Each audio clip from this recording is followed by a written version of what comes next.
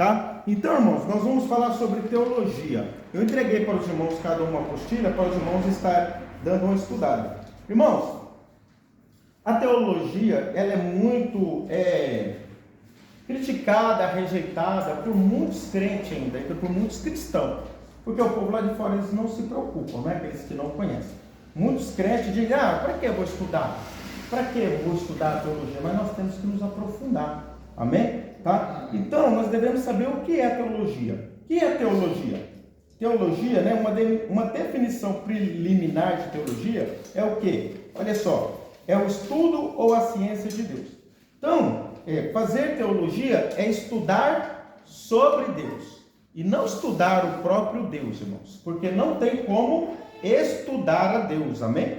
Deus não é algo que você coloca dentro de um laboratório e você começa ali, né, esmiuçar, pôr em partes, né, para poder estudar. Não tem como estudar Deus, amém? O que mais nós podemos fazer é buscar o conhecimento, tá? A Bíblia diz ali em Romanos que tudo que de Deus se sabe é o que Ele quis se revelar para o homem. E não é por maldade ou ruindade ou se esconder, não. É porque ainda nós não somos capazes, né, de tal conhecimento de Deus. Amém? Glória a Deus, aleluia, tá? Então, teologia é estudar sobre Deus. Não é estudar Deus, mas é estudar sobre Deus. E também teologia não é provar a existência de Deus. Porque aqui ninguém está procurando provar a existência de Deus. Nós não estamos preocupados, não, porque nós já cremos. Amém? Glória a Deus, tá? No entanto, Deus é um ser ativo que se relaciona, né? Por isso, a definição precisa conter as obras de Deus.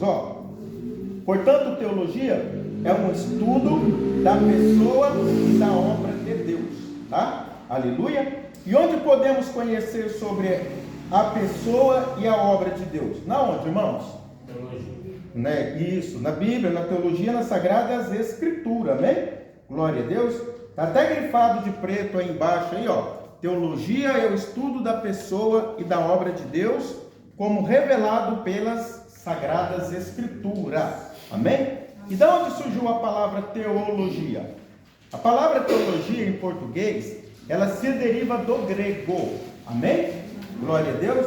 Alguns estudiosos, irmãos, a maioria vão dizer que o Novo Testamento foi escrito todo em grego. Alguns dizem que não, que ele foi escrito em aramaico e depois ele foi copiado, né, irmãos? Foi para o grego, mas não. É uma questão de mais discussão teológica também, que não vai muito levar ao caso, amém? Glória a Deus, tá? Se ela foi escrita originalmente no grego ou no aramaico, o importante é que está aqui e nós cremos nas Escrituras. O Antigo Testamento, irmãos, ele foi escrito em hebraico, amém? Em hebraico. O Novo Testamento foi escrito em grego, né? Aramaico ou grego, né? Mas as fontes confirmam mais no grego, amém? Glória a Deus, tá? Então a palavra teologia, ela é o quê? Ela é uma junção, composta por duas partes. Qual? Theos e o quê? Logia, que significa o quê? Estudo. Então, estudo sobre as coisas de Deus. Não é verdade? Olha lá. Portanto, teologia em grego, ou teologia, significa literalmente estudo sobre Deus ou discurso sobre Deus. Em outras palavras, a palavra teologia em grego une o conceito de Deus com o conceito de estudo. Irmão, toda vez que você for estudar a Bíblia, independente das partes, você está fazendo teologia, tá? Se você pegar vai pregar o presbítero Adilson, ele pega lá a Bíblia dele, pega lá um caderninho e começa a desmiuçar, né? Começa a pesquisar no Google. Antigamente a gente pesquisava nos dicionários bíblicos, naqueles comparativos, que eram as coisas mais antigas. Hoje está mais fácil, então você também ali está fazendo teologia, amém? Quem aqui viu aquela passagem lá de João capítulo 2, onde Jesus transforma água em vinho, né? Vai dizer que cada uma daquelas continha o quê? 3 a 4 metreta. O que é metreta? Aí você vai pesquisar no dicionário para ver o que é metreta. Metreta era uma unidade de medida. Cada metreta equivalia a 40 litros. Então Jesus produziu ali o quê? De 3 a 4, você faz as contas ali. Só nesse estudo aí, pesquisando para pregar, você já fez teologia. Amém? Glória a Deus. Então, o que nós precisamos desmistificar? O conceito que teologia esfria a fé. Que teologia estudar mata a fé. Quando Paulo disse, a letra mata, não é de você estudar, é o que ele está falando da lei. Ele está falando da lei. A lei mata, mas o Espírito vivifica. Amém? Glória a Deus. Irmãos, pula essa outra parte que tem isso aqui, ó. Não, vamos ler. Que é muito importante, ó. Tá? Ó. Diversos são os conceitos e entendimentos sobre teologia. É imprescindível o entendimento do termo para evitar equívocos sobre seu real significado. De acordo com o dicionário bíblico de Wycliffe, é difícil encontrar uma boa e abrangente definição para a teologia, pois praticamente todas elas são ou simples demais ou tendem a dar muito mais importância a uma das fontes de uma teologia totalmente desenvolvida e excluindo outras. Por quê, irmãos? A teologia, ela não é algo único, ela tem vários ramos, tá? Ao decorrer, nós vamos começar a desmiuçar. Então, de acordo com algumas religiões, quando eu digo religiões são cristãs, muitas delas têm a sua teologia própria. Amém? Tá? Olha só. A teologia sofreu preconceito em todas as eras da história e por diversas ocasiões. Irmãos, a teologia sofreu preconceito ou ela ainda sofre? Ela ainda sofre. A teologia ainda sofre preconceito. Não é, presbítero, né? A teologia ainda sofre preconceito. Sabe, irmão, nós temos que estudar. Nós temos que ter estudo, temos que ter entendimento. Poxa, eu estava falando esses dias para minha esposa, de uma pessoa que pediu para mim dar um estudo bíblico para ele. Que ele tinha ficado com a igreja de uma pessoa na mão e ele queria se aprofundar na Bíblia. E ele veio aqui na hora do almoço, aí eu peguei para ele e falei, vamos lá, vou dar uma aula para você, a gente vai começar as aulas, você vem. Ele sentou aí nessa cadeira, eu falei para mim, abre aí livro tal, tal. Ele falou, pastor, é isso, eu não sei nem onde estão os livros da Bíblia. Você está entendendo? A gente tem que estudar. Ainda mais quando você vai estar diante de o quê? De cuidar de vidas. Cuidar de vidas. Imagina um motorista que carrega 40, 50 pessoas de um estado para o outro, se ele não é preparado, se ele não é capacitado. Esse rapaz, ele conduziu uma igreja? É. E não sabia nem a Bíblia. Quem e conduziu. Ele mesmo se colocou, né? Fez um motim lá, tirou a pessoa e ele ficou. Então, irmãos, a gente tem que saber. Ó, vou falar a verdade para vocês, irmão. Igreja não é como um comércio ou uma oficina, alguma coisa, que a gente está lidando com vidas. A gente está lidando com vidas. Hoje eu vi um vídeo, irmãos, lá que eu estava estudando. Eu nem quis colocar muito, porque para não ser muito chato, né? Mas, irmãos, a gente, para ficar numa igreja, primeiro a gente tinha que olhar a vida do pastor e da pastora. Como que você vai deixar alguém cuidar da sua família espiritualmente se ele não cuida nem da dele? Tá? E tudo isso vem do estudo. Quanto mais você se aprofunda, mais você vai buscando, irmão. Tá? Então, teologia sofreu preconceito e ela ainda sofre. Ó. E ela recebeu o tratamento do que? Da mitologia pagã, né? Ó, Orígenes foi o primeiro a empregá-lo no conceito cristão, contexto, como a sublimidade e a majestade da teologia. A partir de Eusébio de Cesareia, a palavra popularizou-se no cristianismo.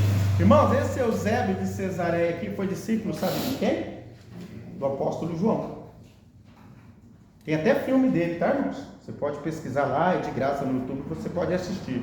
É um filme cristão. Esse Eusébio aqui, ele foi o quê? Discípulo de João, tá?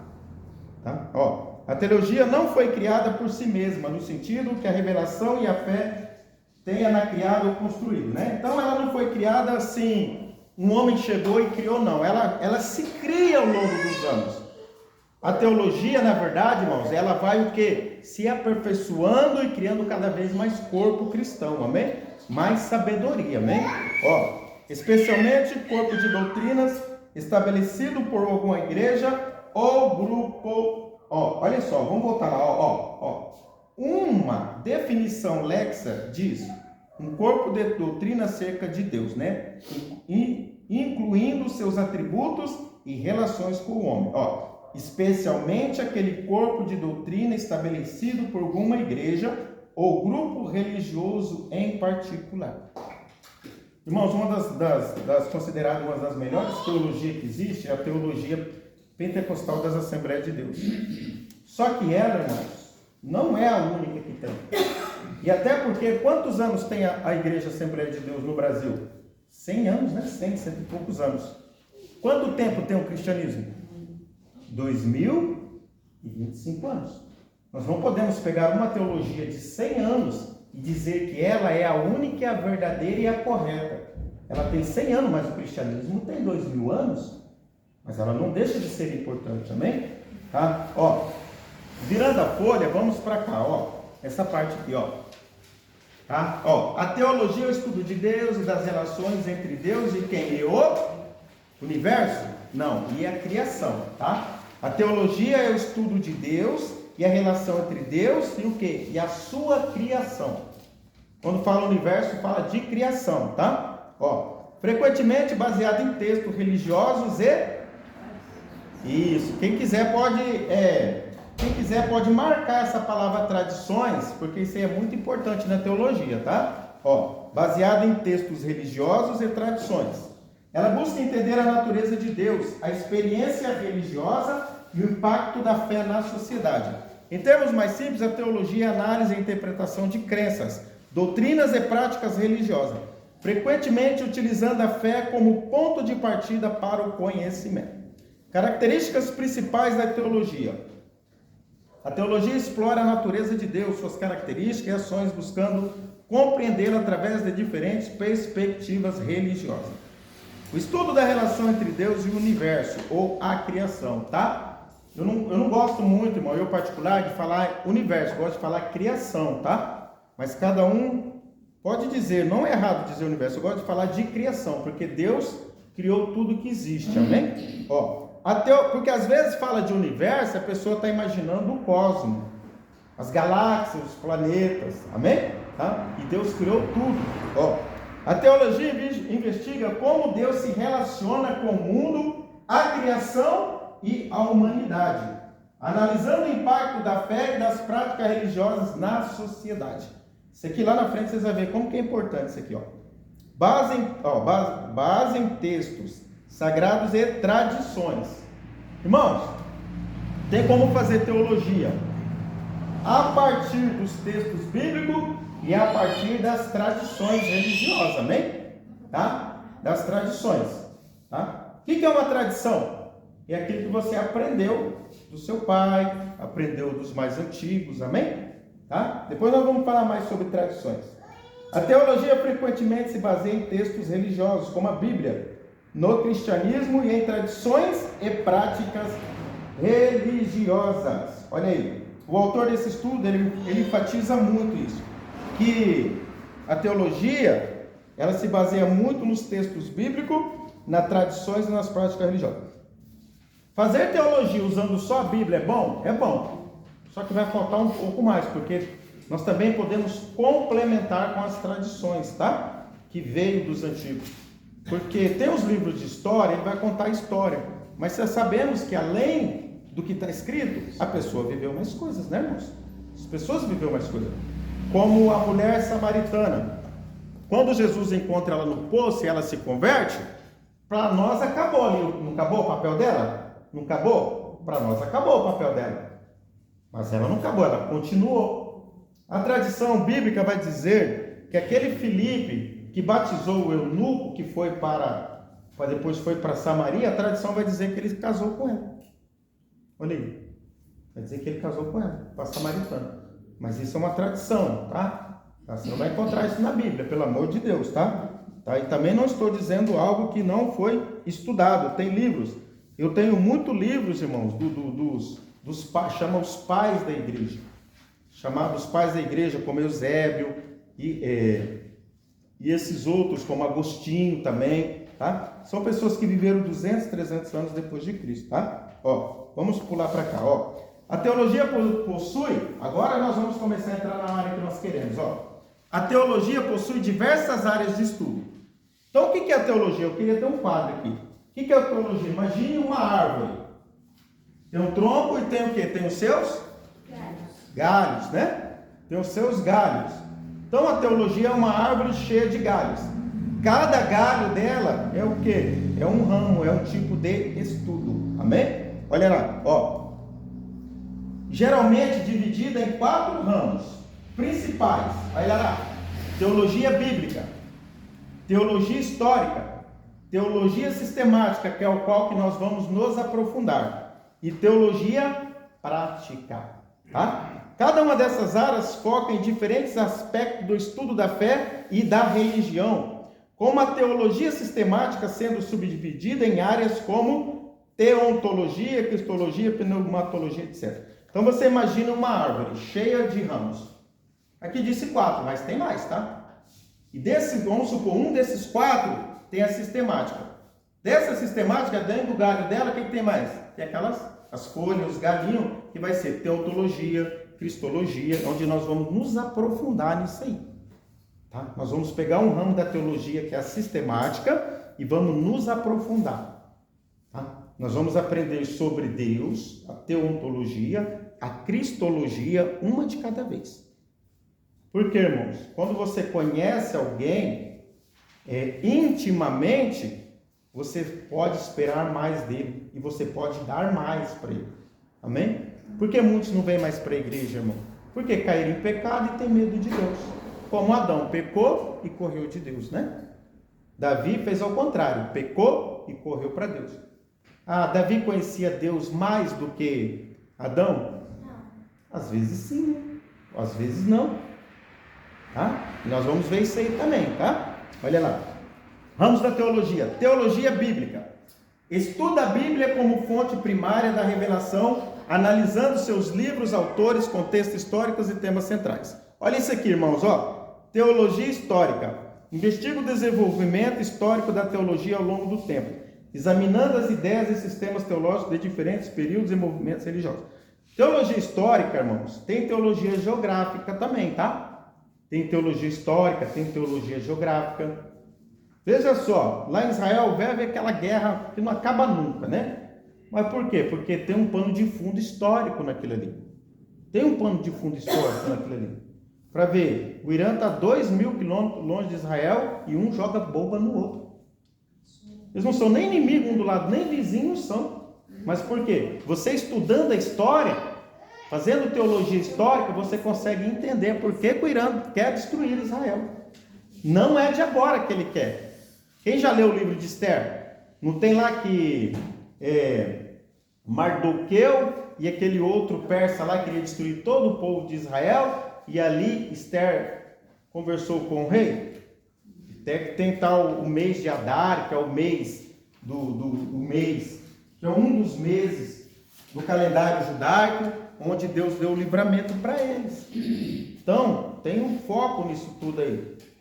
Tá? Isso é a teologia histórica. A teologia geográfica, irmãos, aqui não tem, mas eu vou dar uma palhinha sobre ela.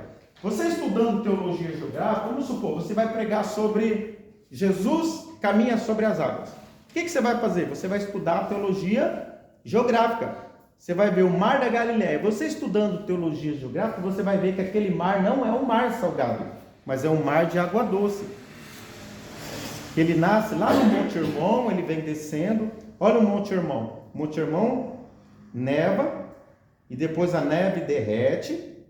Quando a neve derrete, vai formando o rio, tem os seus afluentes e ele cai no grande mar da Galileia, que é 25 por 12. E aí depois ele continua. Aí ele vai cair na onde? Ele vai para onde? Para o Mar Morto. O que é o Mar Morto? São as águas recebidas do mar da Galileia. Tá? Lá chama Mar Morto porque não tem vida, porque a água chega ali e para. Enquanto no mar da Galileia tem vida, tem peixe, tem tudo. Aí você vai estudando ali. Quando diz assim, elevo meus olhos para os montes, de onde me virá o socorro, né? Salmo, né? Aí você fazendo teologia geográfica, você vai ver que Israel é cheio de monte. Monte Hermon, Monte Sinai não, né? Monte Sinai é lá no Egito. Monte Hermon, Monte Ebal, Monte Gerizim, cheio de montes, amém? tá? Mas essa aí nós não vamos adentrar agora. Teologia histórica nós já falamos, e a teologia sistemática, tá? Teologia sistemática organiza o sistema, os ensinamentos da fé cristã em um sistema coerente, abordando temas como a natureza de Deus, Cristo, o Espírito Santo, a salvação, a igreja e o futuro. Amém? Tá? Irmãos, o que a teologia sistemática faz? A teologia sistemática, ela sistematiza. Ela pega, vamos supor, é um tema. Nós vamos estudar angelologia. Angelologia, tá? Angelologia. Temos que aprender a falar certo, tá? Angelologia. Que é o quê? É estudo sobre o quê? Os anjos. Angelologia. É angelologia. Angelologia. Às vezes a gente fala rapidinho e fala angelologia, mas não é angelologia. Então, veja só. Salmo 34:7 diz que o anjo do Senhor acampa ao redor dos que temem o livro, né? Não diz? Lá em Hebreus diz que os anjos estão para o quê? Para ajudar aqueles que vão herdar a salvação. Só que nós pegamos um conceito tão com medo que às vezes nós temos até medo de orar pedindo ajuda de anjo. Você não está orando para o anjo, você está pegando uma ferramenta que Deus colocou à sua disposição. Senhor, coloca um anjo agora lá na porta da minha casa. Senhor, coloca um anjo agora lá na cama, do lado do David, né? David lá, Senhor, repreendendo aquele anjo maligno, porque tem anjo da luz e tem anjo das trevas. Tudo isso aí nós vamos ver na onde? Na matéria de angelologia. Para vocês verem, quando tiver um arrebatamento, você não vai sair voando. Quem que vai te levar? Os anjos, né? Vão nos pegar, né? E a última trombeta dará sinal e os anjos recolherão. Tá pegando essa bola? Então aí já é uma coisa, né? Mas serão os anjos que vão fazer o arrebatamento, tá? São os anjos, tá? São os anjos que vão fazer o arrebatamento. Nós não vamos sair voando, tá? Nós não vamos sair voando igual nós pensamos que vamos sair voando, tá? Quando nós tivermos um corpo igual ao corpo de Cristo, ressurreto e transfigurado, nós vamos passar por porta, vamos mudar de local, amém? Mas isso é uma outra coisa que nós vamos ver para frente, tá? Então, o que a teologia faz? Ela pega e sistematiza. Eu deixei até aqui um papel aqui, ó. Na Bíblia, o termo sistemática refere-se ao estudo organizado e estruturado da fé cristã, agrupando ensinamentos e doutrinas bíblicas em categoria coerente e interligada. Irmão, a teologia sistemática busca responder à pergunta: o que a Bíblia como um todo nos ensina sobre um determinado tópico, um tema, né? Veja só, cristologia. Vamos falar um pouquinho de cristologia. Salmo 91. Dá para encontrar Jesus no Salmo 91, né? Não é verdade? Aquele que habita no esconderijo do Altíssimo. Quem que é o esconderijo do Altíssimo? Tem até um hino da Bíblia que diz, né, presbítero? Em Jesus me escondi. Vi sobre mim a espada da lei e em Jesus me escondi. É o 15, tá? Então você vê que no Salmo 91 tem Cristo, mas você consegue ver isso apenas estudando o quê? A cristologia. Tá? A Bíblia do começo ao fim vai falar, você consegue encontrar Jesus nela. Amém? Tá? Quando diz, muitas das passagens do Antigo Testamento que diz que ele viu o anjo do Senhor, é o que? É uma aparição de Jesus no Antigo Testamento. Tá? Isso aí nós vamos ver na aula de cristologia. Também nós vamos estudar, irmãos, olha lá, virou a folha aí? Teologia prática, né? Podemos escrever teologia pastoral. Aplica os princípios teológicos à vida prática da igreja e do indivíduo, abrangendo áreas como que a ética cristã, a missiologia, a liderança e o aconselhamento. Amém? Glória a Deus. Olha lá, subdivisões da teologia sistemática. Olha o que nós vamos estudar, teontologia. Os irmãos estão nessa parte aqui? Olha lá, olha que palavra que parece ser complicada, Teontologia, estudo de Deus e de seus atributos. Depois eu vou mandar um livro para cada irmão sobre os atributos de Deus, amém? Quando nós estudarmos teontologia. É preciso saber, irmãos, quais os atributos de Deus, tá? E é preciso saber que Deus tem atributos visíveis e os assim, não visíveis e invisíveis, mas assim, aqueles que ele revelou e aqueles que ele não revelou para nós, amém? Tá? Ó, Cristologia, estudo de Cristo, sua natureza e obra. Ó, pneumatologia, estudo do Espírito Santo e de sua atuação. O que lembra isso aqui? Pneumatologia, lembra de pneu, né? Pneu, ar, né? Tá? Ó, quem já ouviu essa palavra aqui, ó? Antropologia. Hã? Ó, antropologia teológica, estudo do ser humano sob a perspectiva teológica. Mas antropólogo é uma profissão. Exatamente, ele estuda o quê, né? Olha lá, antropologia. Então, irmão, se você conhecer mais aprofundadamente Deus, Jesus, o Espírito Santo, o homem, muita coisa vai mudar na nossa vida. Nós vamos olhar para as pessoas até na rua e vamos conseguir enxergar elas diferente. Tá? Tá? Olha lá. Soteriologia, estudo da salvação e da redenção. Eclesiologia, estudo da igreja e de suas naturezas. Olha aqui, irmão. Escatologia, estudo do fim dos tempos e do destino último da humanidade. Pouco se fala em escatologia na igreja, irmãos. Pouco se prega sobre escatologia. Você tendo conhecimento sobre escatologia, você vai ter mais liberdade de trazer mensagens escatológicas, mensagens antropológicas, tá? Mensagem cristológica, cristocêntrica, gosto de dizer, mensagem mais cristocêntrica, mais baseada e aprofundada em Cristo. Irmãos, nós podemos pregar em qualquer parte da Bíblia. Nós podemos pregar sobre Davi, Salomão, nós podemos pregar sobre qualquer personagem da Bíblia. Mas o que mais nós devemos nos aprofundar? Em Cristo, né? Que Cristo é o nosso exemplo. Nosso exemplo principal. Tá? Olha essa palavra aqui, irmãos, ó. Armatiologia. Quem já ouviu essa palavra? Armatiologia. Olha aí. Existe, irmão, há muitos anos, tá? Ó, estudo do pecado e do mal. Tá? Estudo do pecado e do mal. Armatiologia vai falar o quê? Estudar sobre pecado. A raiz do pecado. Quando nós dissemos assim, que todos nós já nascemos pecadores, mas muitas das vezes não pecamos, irmãos, ainda.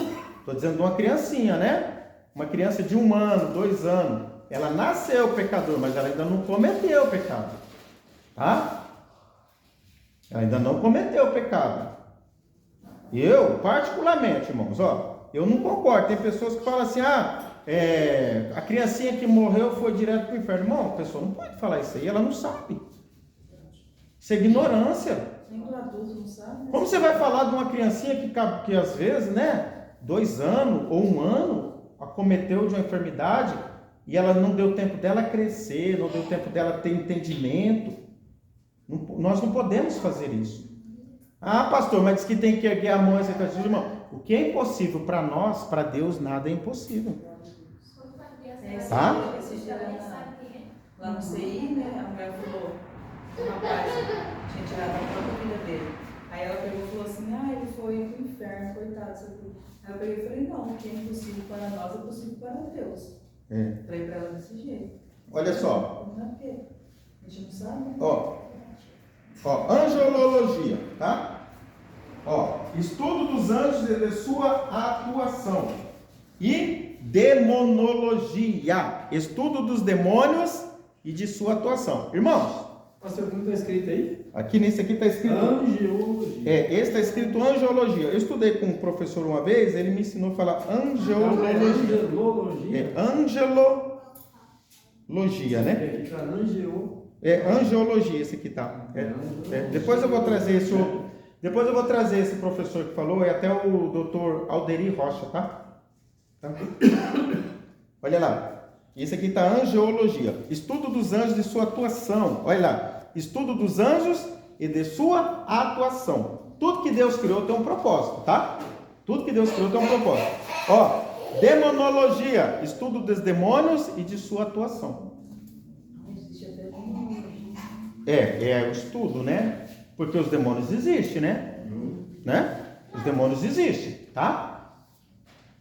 Eles estão por aí. Às vezes a pessoa fala assim, pastor, eu vi um demônio em cima daquele cara, assim. Ué, a Bíblia já fala, né? Os demônios estão o quê? Em derredor, porque ao redor estão os anjos, procurando alguém que possa tragar. Deu lado, irmão. Deu lado, tá? Uma dúvida Ó, aqui, pai. Os demônios, eles fazem o que quer ou eles é mandado pelo diabo? Eles recebem ordem também, como os anjos. a ordem deles é destruir o ser humano, né? Não só destruir, o que eles querem? Eles querem adoração, né? Eles querem a adoração. Nós vamos ver isso aí já na aula de teontologia, tá? Na aula de teontologia. Vai abranger um pouco disso aí. Adoração, tá? Eles não fazem o que eles querem, mas eles têm planos, né? Eles têm plano e tempo. Quando Jesus chega ali, o demônio do gadareno fala assim, sei que és o Filho de Deus, por que vieste antes do tempo nos atormentar? Eles sabem que eles têm um tempo determinado. Por que vieste antes do tempo nos atormentar? Espera aí, nosso tempo ainda não acabou. Olha aí, os demônios são bobos, tá, gente? Hierarquia, né? Hierarquia, tem hierarquia. Tem demônios, né, que estão presos ainda no abismo. No Apocalipse, não está lá? Que vai abrir a porta do abismo, não está lá? E vai sair como gafanhotos, cavalo, tudo aquela figurativo que tem lá. Tá? Tem demônios que ainda não foi solto, mas vão ser soltos. Parece que já está solto, né, irmão? Porque está demais as coisas aí fora. Está demais, entendeu? Olha só. Vamos nessa outra parte aqui para a gente já começarmos aqui, ficar melhor, tá? Ó, irmãos, às vezes essa aula parece ser meio complicada, mas no começo é assim mesmo, para poder se aprofundar, tá? Nós temos que saber o que é teologia. Teologia é estudar sobre as coisas de Deus, as coisas da Bíblia. E a teologia, ela se divide em vários ramos, tá? Teologia bíblica, teologia histórica, teologia sistemática, teologia geográfica. Daqui a pouco nós vamos entrar nos temas polêmicos aqui, tá? Pera aí, já que um pouquinho.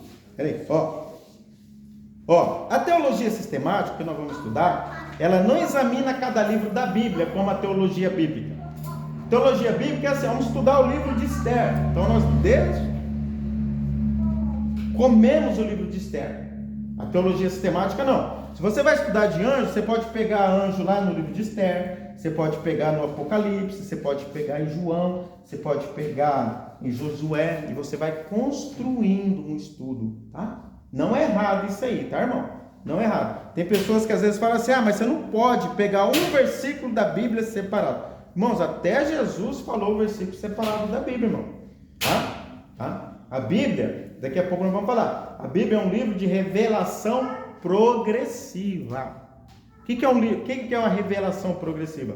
O que foi revelado para Adão é diferente do que foi revelado para Noé, para Abraão, para Moisés, os profetas, o Senhor Jesus, e ela completa na onde? No livro do Apocalipse, que João viu tudo já, né? Até os crentes lá. Então, a Bíblia é uma revelação progressiva. O que foi revelado para Adão, o quê? Que da mulher nasceria um que esmagaria a cabeça da serpente. Para ele já ia nascer um menino de Eva e ele já ia voltar para o paraíso. Né? Quando nasce Caim, ela fala, graças ao Senhor, tive um filho varão. Mas Caim só trouxe tristeza, porque a Bíblia é uma revelação progressiva, tá? Olha, Então, irmãos, aqui vai indo, isso aqui é praticamente a mesma coisa do que nós já lemos. Eu só quis aprofundar, Vai falar aqui, olha aqui para você ver, presbítero, esse aqui já, Nesse estudo mais aprofundado, olha aqui para você ver, angelologia, tá vendo? Que é o correto, né? Aquele cara lá deve ter comido um L. O F. Aqui. O F. Na última folha, página F. Angelologia. Antropologia, cristologia, bibliologia, tá? Tudo bem. Irmãos, vocês estão entendendo um pouco? Não é fácil, né, irmãos? Nós não vamos nos tornar teólogos em 1 hora hoje, né? A teologia, irmãos, ela não está só nesses 4 ramos. Ao passar dos anos, a teologia ela vai se aprimorando. E as religiões procuram, cada religião, criar a sua própria teologia, tá? Cada um procura criar a sua própria teologia. Eu prefiro pegar o que já está dos pais da igreja e o que nos aprofundarmos cada vez mais, tá? Quem já ouviu falar da teologia da libertação? Quem já ouviu falar da teologia da libertação? Ninguém nunca ouviu falar? Quem já ouviu falar da teologia da prosperidade? Já. O que o irmão entende como teologia da prosperidade? Para mim, o que pega é sobre dinheiro, né? Sobre riquezas. Ele só fala disso. Teologia da prosperidade não fala em salvação, em renúncia, só prosperidade. Só dinheiro. Só dinheiro? Pode falar rapidinho. Falta 20 minutos, fala. Eu? O senhor ergueu a mão? Dinheiro, carro. Olha só. Irmão, presta atenção, a teologia da prosperidade existe, tá? Sim, existe a teologia da prosperidade. É um conceito teológico que defende que a fé em Deus resulta em prosperidade material e sucesso financeiro para o fiel. Que fiel? Aquele que não foge do pecado? Lógico que não, né? Sendo a riqueza vista como uma bênção divina. Lógico que a riqueza é uma bênção divina. Lógico que é. Nós não podemos ser contra, né? Porque não é pecado ter dinheiro. Pecado é você fazer do dinheiro o seu Deus. A única coisa que Jesus comparou com Deus foi o dinheiro. Você não pode servir a Deus e ao dinheiro. Jesus não disse que você não pode servir a Deus e a Coca-Cola e papapá. Tá? Estou dando um exemplo de Coca-Cola, não é pecado beber Coca não, mas estou só dando um exemplo. É o dinheiro, tá? Não, às vezes a pessoa pensa que é pecado beber Coca-Cola. Uma bênção divina. Essa corrente com raízes no pentecostalismo norte-americano se disseminou pelo mundo, inclusive na onde, irmão? No Brasil, né?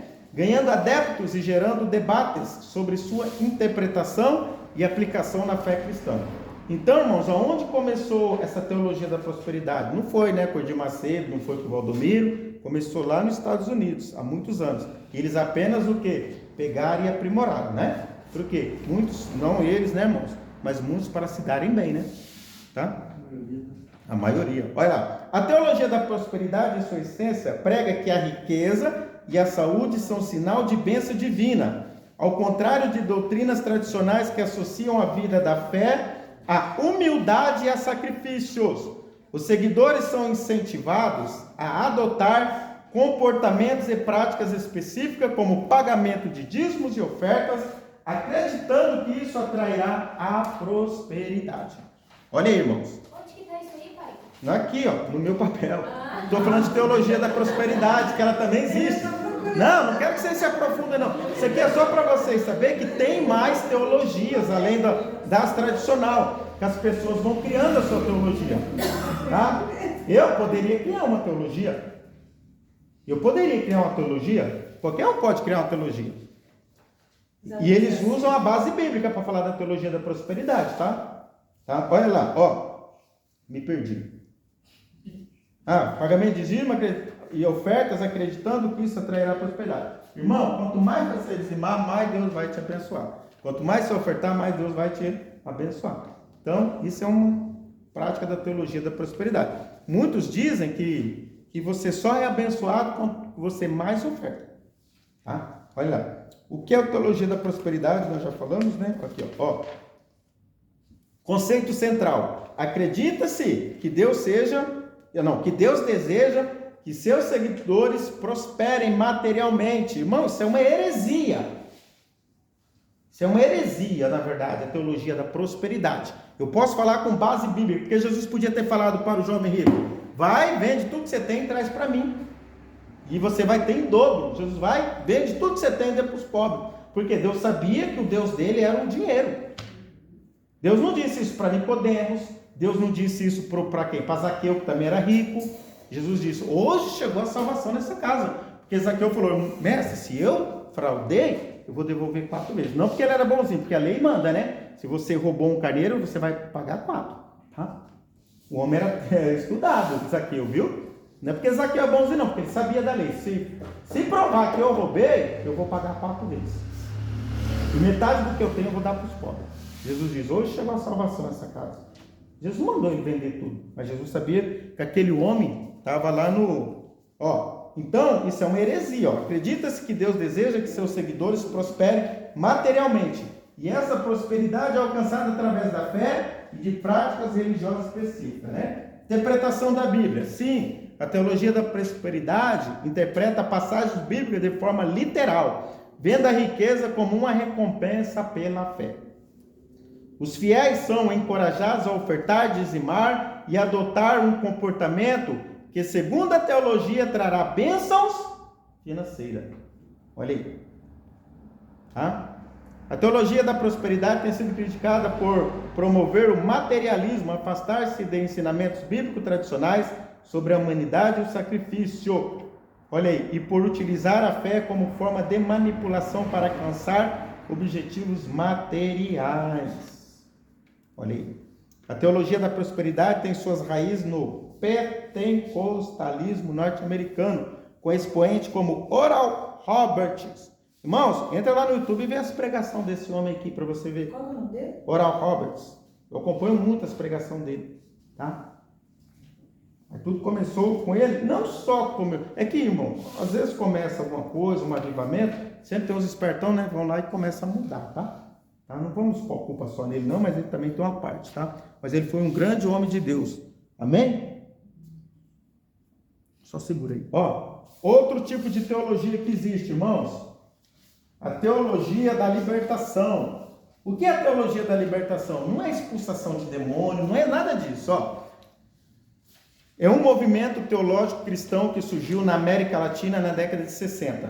Ela se concentra na libertação dos oprimidos, muitas vezes através do envolvimento em questões sociais, políticas e econômicas. A teologia da libertação busca aplicar a fé, aleluia, cristã de forma prática, ajudando os pobres e marginalizados a lutar por seus direitos e dignidade. Tá? A teologia da libertação é uma corrente teológica que interpreta a fé cristã à luz da realidade social e política da América Latina, onde a pobreza e a desigualdade eram e ainda são marcantes. Ela propõe que a libertação da opressão é um aspecto central da mensagem cristã e que os cristãos devem se engajar ativamente na luta por justiça social e econômica. Amém? Glória a Deus. Então a teologia da libertação, irmãos, vem de encontro com muitas estilos de vida dos países latino-americanos, né? Que sofrem muito com muitos governos, que muitas das vezes, né, irmãos, se tornam ditadores, desviam dinheiro e a população vai sofrendo, né? Dessa forma, né? Então, a teologia da libertação, ela quer entrar para tentar consertar essas coisas, tá? Oi, Ládia, você invocou com os microfones hoje, né, meu amor? O que eu dei para você quebrou aquele dia. Olha lá. Então, irmãos, também existe a teologia da libertação.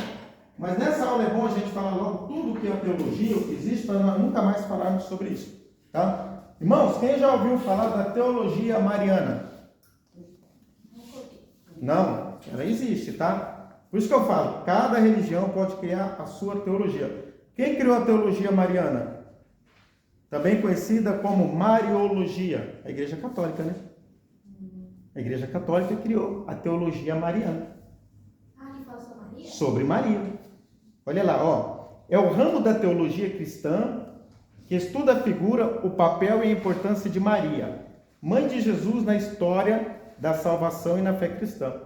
Ela investiga a presença e a atuação de Maria no ministério de Cristo e da Igreja, buscando compreender seu significado e relevância para a fé e a espiritualidade dos cristãos. Em outras palavras, a teologia mariana é o estudo sistemático da figura de Maria, mãe de Jesus, na perspectiva da fé cristã.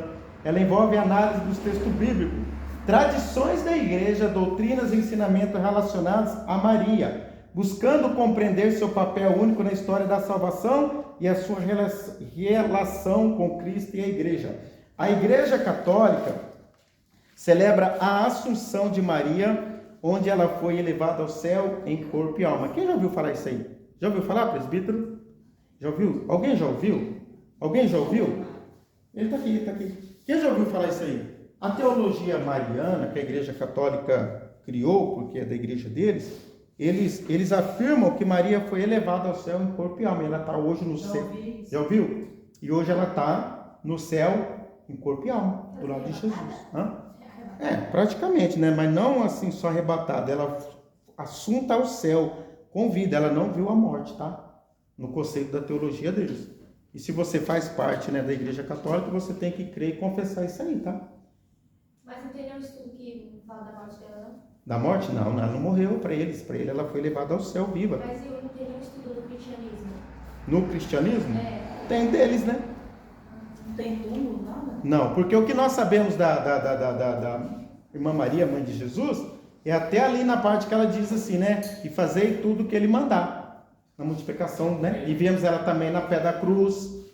Depois de Jesus, Maria teve filhos, Maria continuou a vida dela. E eles dizem... Não teve mais importância para... É isso. Mas na teologia mariana, irmão, eles falam que ela só teve Jesus.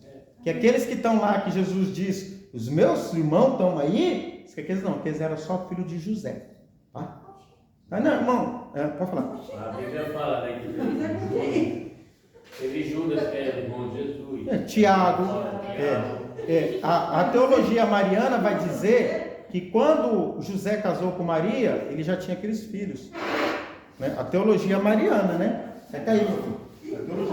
Irmãos, nós não estamos criticando nem nada, nós só estamos abrindo a mente, tá? Não, depois de Jesus ela teve a vida dela normal. Normal. Mas eles falam que não. Até Jesus nascer, não, ela não teve contato com nenhum. Mas a Bíblia fala que Maria e José eram jovens solteiros. A teologia mariana fala que ela continuou virgem ainda. E depois ela foi assunta ao céu. Ela foi assunta ao céu, viva, tá? A Bíblia não fala, a Bíblia nem interessa mais a vida dela. Sim, se você faz parte de lá, você tem que crer, irmão, tá? Tudo que você faz parte do meio, você tem que crer. É igual a nossa, o credo de fé. Quando você entrar na igreja, você tem que saber o que o seu pastor crê, o que o seu pastor prega. Qual é o credo de fé nosso? No que é que nós cremos? E no céu só foi Jesus. A Bíblia fala que está no céu só aquele que de lá vem. Então, os outros estão ali no céu de Abraão, né? Vai ser tudo julgado. Irmãos, então a teologia, falando em teologia, tanto ela é bíblica como a tradição. Vamos falar um pouco da tradição rapidinho, Tradição religiosa. O que é a tradição religiosa, irmãos? Lá em Êxodo 20, 12, diz assim, não diz assim, Ô presbítero, o senhor está com a Bíblia do senhor? Sim. Abre aí para mim Marcos capítulo 7, por favor. Tá? Eu vou ler aqui, enquanto o presbítero abre ali, o que é uma tradição? Tradição, o que é a tradição? É aquele que vem dos pais, tá? Êxodo 20, 12 diz assim, honra teu pai e tua mãe, não é o primeiro mandamento? Então é obrigação do filho cuidar do pai e da mãe, ainda mais na velhice. O que eles fizeram? Marcos, já achou, presbítero? Marcos 7? Pode ler, olha lá, Versículo. Do 1 ao 13, pode ler. Reuniram-se em volta dele os fariseus e alguns dos escribas que tinham vindo de Jerusalém. E vendo que alguns dos seus discípulos comiam pão com as mãos impuras, isto é, por lavar, os repreendiam. Porque os fariseus e todos os judeus, conservando a tradição dos antigos, não comem sem lavar as mãos muitas vezes. E quando voltam no mercado, se não lavarem, não comem. E muitas outras coisas há que receberam para observar, como lavar os copos e os jarros e os vasos de metal e as camas. Depois lhe perguntaram os fariseus e seguiram, por que não andam os teus discípulos conforme a tradição dos antigos, mas comem com as mãos por lavar? E ele respondendo disse, bem profetizou Isaías acerca de vós, hipócritas, como está escrito, este povo honra-me com os lábios, mas o seu coração está longe de mim.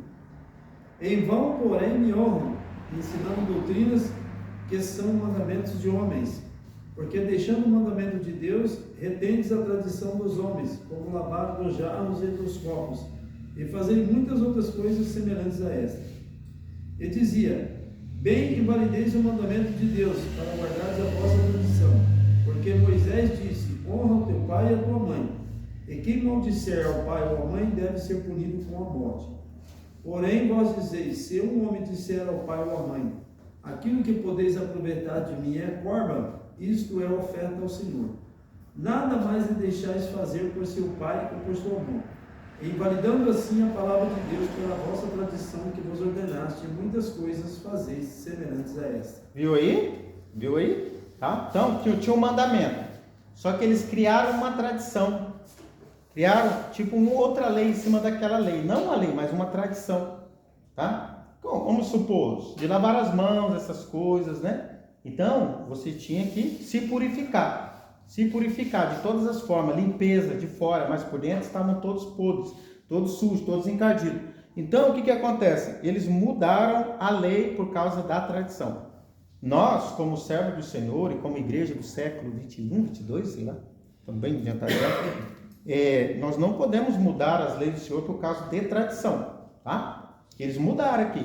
Quando diz ali corban era um tipo de oferta que fazia. Eu tenho que cuidar do meu pai e da minha mãe, mas eu tenho riqueza, então quando eu morrer, vai ficar tudo pro tempo. Então aquela lei desobrigava dele de cuidar do pai e da mãe. Entendeu? Vamos supor, você tem que cuidar do seu pai. Você fala assim, não, meu dinheiro, a minha herança, a minha casa vai ficar tudo pro tempo. Aí o sacerdote ia lá e assinava. Amém. Você não precisa mais cumprir a lei de Êxodo 20 e 12. Honra teu pai e tua mãe. Está lá nos 10 mandamentos ainda, tá? Mas naquela época era obrigado? Ué, tá ali. Só de maldizer o pai e a mãe já era réu de morte. Acabou, ele leu ali.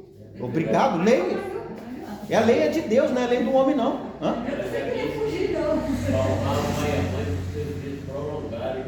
Com promessa. Honrar é cuidar, né, irmãos? Né? É cuidar. Se o seu pai chegou na velhice e precisa... Não é só respeitar, né? Honrar. Não. É porque às vezes a gente lê uma coisa e entende outra, que respeitar é só não desobedecer, não falar, mas você pode, irmão, pegar o seu pai, em vez de cuidar dele, mandar ele para um asilo, você não está cuidando, né, irmãos? Não. Né? Tô dizendo assim, gente, tem gente que manda, tá? Mas cada um faz o que quer. Tem gente que lá mais sofre no asilo do que, tá? Meu sobrinho viveu 25 anos. Ele foi um menino que brigava com a mãe, batia na mãe. Foi, o filho dele morreu cedo, mataram ele. Mas se fosse pelas minhas irmãs, minha mãe já estava no asilo. Muitas das vezes, olha aqui, muitas das vezes a gente cumpre as leis de Deus sem saber que está cumprindo a lei de Deus, por amor, entendeu? Por amor ao próximo, tá? Tá? Ainda fica mais triste, né? Porque era mais o papel das irmãs, né? Né, irmão? Fica mais triste saber disso, porque é mais papel de irmã, de mulher isso aí, não mais de homem. Não que o homem tenha isento, né? Tá? Irmãos, lá em Gênesis, quem quiser achar em Gênesis 2,16, procura Gênesis 5,5, tá? Pedro 3,8 e Salmo 94, vai falar de uma tradição que não está na Bíblia, mas é um estudo sobre a tradição judaica. Deus disse assim para Adão, não coma da árvore, porque o dia que você comer, você vai morrer. Ele comeu, ele morreu? Aos nossos olhos não, mas lá em Gênesis 5 diz que todos os dias de Adão foram 930. Faltou quantos para 1000? 70 anos, né? Lá em 2 de Pedro 3,8 diz que um dia para Deus é como 1000 anos, e 1000 anos como um dia. Salmo 90 vai dizer que um dia para Deus é como a noite que passou, como 1000 anos para Deus é como a noite que passou, tá? Então, lá em 1 de Crônicas 29 e 26 vai dizer que o rei Davi viveu 70 anos. A tradição judaica vai dizer que Adão previu que ia ter um rei como Davi, segundo o coração de Deus. Então, ele pegou os 70 anos dele e doou para Davi, tá? Doou para Davi. Isso é ensino de tradição, tá? A tradição judaica, que veio aos longos dos anos e os rabinos contam, tá? Não é bíblico, tá? Pastor, você pode montar uma construção teológica acima disso, vendo que Davi viveu 70 anos e ele viveu 930, tá? E também, irmãos, isso aí também não diminui a nossa fé e não acrescenta em nada. E ninguém vai para o inferno ou vai deixar de ir para o céu por causa disso. É bom estudo. Nós temos que entender uma coisa, irmão. Estudo é o quê? É um vinho novo que você coloca no odre novo, tá? Não é um vinho novo que você coloca no odre velho. Às vezes tem coisas que nós vamos ler ou vamos ouvir algum ensino e nós não vamos querer aceitar de imediato, mas com o tempo nós vamos começando a absorver. Nós não podemos ser odres velhos. Os gigantes de Gênesis eram anjos ou eram gigantes? Irmão, são, como Paulo disse, né, fábulas e discussões todas, que não leva a nada, tá? Discutir se era anjo ou se era gigante, não vai fazer perder a fé, né, irmão? Não vai fazer, né? E também não vai matar a fé de ninguém, tá? É bom a gente estudar um pouco, tá? Ó, outra coisa que eu queria também falar antes de acabar a aula, sobre tradição. Onde está escrito na Bíblia? Presbítero, acha aí para nós, fazendo um favor, 1 Coríntios capítulo 14, no versículo, acho que 26. Ó, aí, 1 Coríntios 14, 26. Onde está na Bíblia que o culto deve começar com oração, depois ler a Bíblia, depois dar testemunho, depois cantar louvor, aí dar oportunidade e ir para a palavra? Mas de onde vem isso? Da tradição. Da tradição. Cada igreja tem um modelo de abrir culto. O que mais nós devemos procurar é ser o mais organizado possível, né, irmãos? Né? Para fazer um culto cada vez mais perfeito por pessoas imperfeitas, tá? Mas a gente tem que ter um norte, como tem aqui, ó. Tem um papelzinho aqui, ó, de abertura de culto, ó. Por quê? Para a gente dar uma direção. Porque imagina se o culto hoje é aberto pelo presbítero Adilson, ele abre do jeito que ele quer. Amanhã a nossa irmã diaconisa Sara, ela abre do jeito que ela quer. Depois a nossa irmã Cirlei, ela fala, não, hoje eu vou abrir do jeito que eu quero. Não vai ficar um trem bagunçado? Mas é o quê? Na Bíblia não está. Mas a gente tem um norte, uma direção. Porque a gente pega das tradições. Tem igreja, irmão, que não começa com oração. Já começa lendo o salmo e já vai para o louvor. Está errado? Não está, irmãos. É a tradição que eles têm, que eles fazem, que eles aprenderam de alguém, tá? Lá na Deus e Amor, na igreja que a gente estava, que era uma subdivisão da Deus e Amor, a oração era pelo menos meia hora. Na visão missionária, era meia hora ajoelhado orando. Ainda é pouco. Entendeu? Tá? É pouco. Entendeu? Tá? Era meia hora de oração, das 7 às 7h30, das 7h30 até as 8, oportunidade de louvor. Acabou, já passava para a pregação. A pregação tinha que durar das 8 às 8h30, porque depois das 8h30 vinha a revelação. E era meia hora de revelação. Meia hora de revelação. Todo mundo tinha que ser revelado. Mas é o deles, né, irmãos? É a tradição deles. Aí a gente veio de lá, a gente vai pegar a mesma coisa se a gente já não era muito de acordo? Muitas das vezes não, né, irmão? Tá? Ó, achou, presbítero? Pode ler. Que fareis, pois, irmãos? Quando vos ajuntais, cada um de vós tem salmo, tem doutrina, tem revelação, tem língua, tem interpretação. Faça-se tudo para edificação. E se alguém falar língua estranha, faça-se isso por 2, ou quando muito 3, e por sua vez, e haja intérprete. Mas se não houver intérprete, esteja calado na igreja, e fale consigo mesmo e com Deus.